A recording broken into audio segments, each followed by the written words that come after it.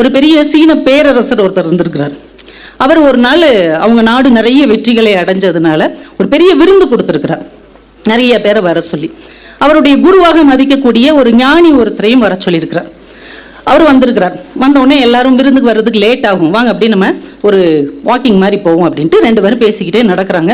இன்னைக்கு விருந்துக்கு நிறைய பேர் வருவாங்க, ரொம்ப சிறப்பாக எல்லாம் தயார் பண்ணியிருக்கிறேன்னு இவர் பெருமையாக சொல்லிக்கிட்டே வர்றார். இந்த ஞானியும் அப்படியாப்பா பரவாயில்லப்பான்னு கேட்டுட்டே வர்றாரு. இந்த ஞானிக்கு ஒரு ஆற்றல் என்ன அப்படின்னா, எந்த உயிர்கிட்டையும் இவரால் பேச முடியும், அவங்க பேசுறதை இவரால் புரிஞ்சுக்கவும் முடியும். இப்படி அவங்க போய்கிட்டே இருக்கும்போது நிறைய எறும்புகள் வந்து சாறை சாறையா எங்கேயோ கிளம்பி போய்கிட்டு இருக்கு. இந்த ஞானி நின்று அந்த எறும்பு கிட்ட கேட்கிறார், ஒரு எறும்பை நிப்பாட்டி, எல்லாரும் எங்க கிளம்பிட்டீங்க? இங்க ஒரு மகாராஜா விருந்து கொடுக்குறாரு, நாங்க அங்க போய் சாப்பிட போறோம். ஓ அப்படியா அப்படின்ட்டு இவர்கிட்ட சொல்றாரு. இந்த எறும்பெல்லாம் எங்க போகுது தெரியுமா, மகாராஜா வீட்டு விருந்துக்கு போறோம்னு சொல்லுது. இவருக்கு அப்படியே கத்து தாங்க முடியல. மனுஷங்களுக்கு தான் நம்ம விருந்து கொடுக்குறோம்னா எறும்புக்கு கூட இது தெரிஞ்சிருக்குதே, அவங்க நம்ம வீட்டு விருந்துக்கு வர்றாங்கன்னா அப்ப நம்ம இவருடைய புகழ் எல்லா இடத்துலயும் பரவி இருக்குன்னு அவருக்கு அப்படி பெருமை தாங்க முடியல. அப்படியே சந்தோஷமா பேசிட்டு திரும்ப நடந்து வர்றாங்க.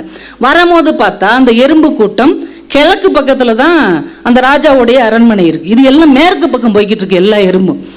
இவர் என்னடா உன் வீட்டு சைடு போகாம வேற பக்கம் போகுது அப்படின்ட்டு பின்னாடியே போறாங்க. அந்த எறும்பு எல்லாம் எங்க போகுதுன்னு பார்த்தா அந்த எறும்பு எல்லாம் நேரா ஒரு குடிசை வீட்டுக்கு போறாங்க.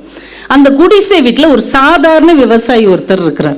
அவர்கிட்ட இருக்கிற கொஞ்சம் உணவை சமைச்சு அந்த தெருவுல சாப்பாடு போடுறதுக்கு ஆளே இல்லாத ஒரு பிச்சைக்காரனுக்கும் ஒரு வயசான முதியவருக்கும் சாப்பாடு கொடுத்துட்டு 2 நாய்க்கும் சாப்பாடு போட்டுட்டு மிஞ்சிய சாப்பாடு அவர் சாப்பிட்றார். அவர் சாப்பிட்டு சிதறிய பருக்கைகள் இருக்கு இல்லையா, அதை இந்த எறும்புகள்லாம் எடுத்து சாப்பிட்டுட்டு, அப்பா மகாராஜன் இவர் வீட்டுல சாப்பிட்ட விருந்து மாதிரி உலகத்துல நம்ம எங்கேயுமே சாப்பிட்டதில்லை, அருமையான விருந்து அப்படின்னுச்சான்.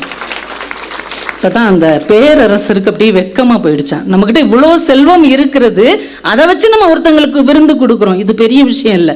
தன்னிடம் இருக்கிற கொஞ்ச உணவை கூட இல்லாதவர்களுக்கு கொடுத்து விட்டு தான் உண்ணுகிறானே அவன்தான் உண்மையான மகாராஜா என்பதை அவர் அன்றைக்கு உணர்ந்து கொண்டார். இப்ப எளிய மனிதர்கள் என்று நம்ம யாரையும் நினைத்து விடக்கூடாது. எளிய மனிதர்களுக்குள் இருக்கக்கூடிய இரக்கம் மிகப்பெரிய மனிதர்கள்ட்ட கூட சில நேரங்கள் இல்லாமல் போய்விடும். அதனால என்னைக்குமே இரக்கத்துக்கு நம் இதயத்தில் இடம் கொடுத்து கொண்டே இருக்க வேண்டும். அதே மாதிரி சிதறிய உணவு அப்படிங்கிறது எத்தனையோ சின்னஞ்சிறிய உயிர்களுக்கு பெரிய விருந்து. சாப்பாடு கொடுத்து விட்டாங்கன்னா அதை வீணாக்காம சாப்பிடணும், பணம் கொடுத்தாங்கன்னா அதை வீணாகாம சிக்கனமா பத்திரப்படுத்தணும், கரண்ட் வீணாகாம பார்த்துக்கணும், தண்ணீர் வீணாகாம பார்த்துக்கணும், நம்ம கிட்ட இருக்கிற எந்த ஒரு பொருளையும் வீணாகாம பார்த்துக்கணும், சிக்கனமா வச்சுக்கணும். சிக்கனமா இருக்கிறதுங்கிறது வேற, கஞ்சத்தனமா இருக்கிறது அப்படிங்கிறது வேற.